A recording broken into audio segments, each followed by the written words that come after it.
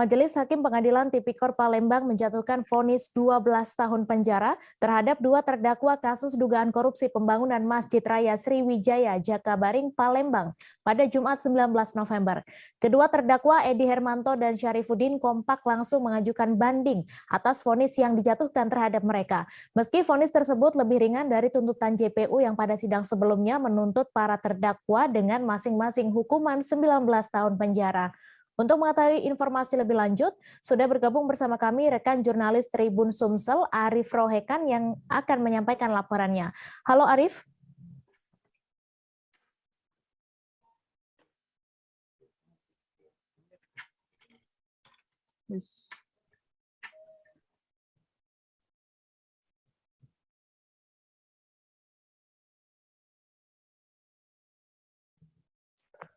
Halo Mai. Ya, silakan dengan informasi Anda, apa dasar putusan hakim yang menjatuhkan hukuman 12 tahun kepada para terdakwa? Ya Mai, Majelis Hakim Pengadilan Tipikor Palembang menyatakan ada kerugian negara dalam kasus korupsi pembangunan Masjid Sriwijaya, Jakabaring sebesar 64 miliar Mai. Jumlah tersebut memang berbeda dengan dakwaan JPU yang menyatakan ada kerugian negara sebesar 130 miliar. Nah, ini sidang yang digelar secara daring yang dipimpin oleh Ketua Majelis Hakim Salan Effendi mengatakan berdasarkan fakta persidangan dan keterangan saksi serta alat bukti yang ada diketahui kerugiannya tidak sampai 130 miliar sehingga ada penurunan vonis untuk penahanan kedua tersangka ini ya menjadi lebih ringan dibanding tuntutan JPU sebelumnya 19 tahun Mai.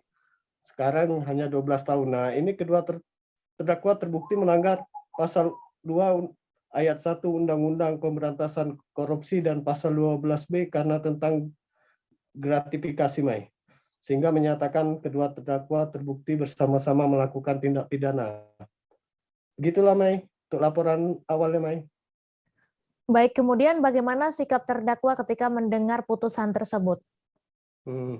Nah, terdakwa sendiri langsung tanpa pikir panjang langsung melakukan banding Mai. Untuk terdakwa Edi dan Syarifuddin kompak untuk melakukan banding, padahal mereka punya ada kesempatan untuk waktu 7 hari kayak gitu Mai. Ternyata mereka pun langsung menyatakan langsung banding untuk putusan yang diberikan oleh Hakim Pengadilan Negeri Tipikor itu Mai.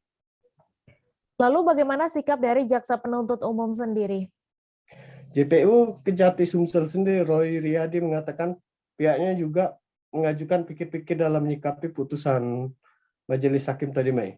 Kami akan pikir-pikir dulu untuk vonis ini karena diberi waktu 7 hari sehingga mereka akan mempelajari putusan itu sebelum untuk melakukan tindakan selanjutnya atau banding atau tidak Mai.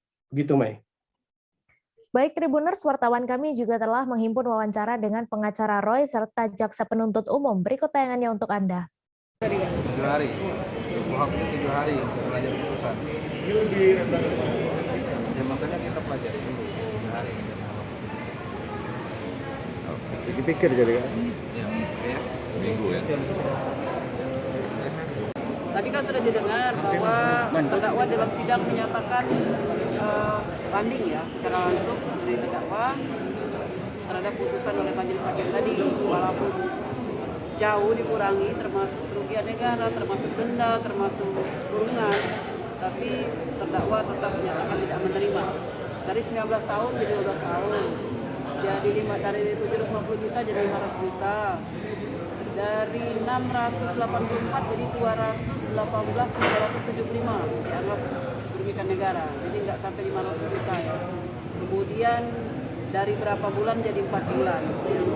Jadi Langkah selanjutnya gitu.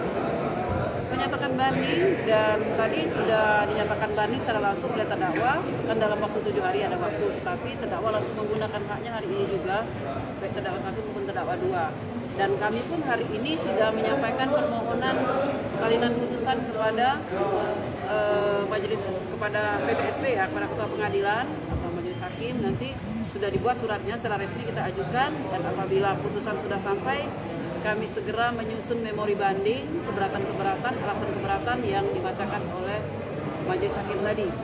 Ya, kalau kalian dengar tadi, Majelis Hakim mengakui dana yang diterima oleh Edi Hermanto adalah dana alokasi untuk administrasi proyek.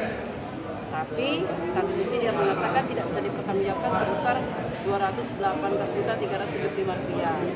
Tapi kami ada buktinya, itu sudah kita ajukan. Dan Edi Hermanto pada waktu mengelola uang itu bukan berstatus pegawai negeri. Kita sudah lampirkan sebenarnya bukti SK pensiun ya, sudah kita buktikan di persidangan. Karena itulah yang menjadi alasan keberatan kami untuk banding, salah satunya itu.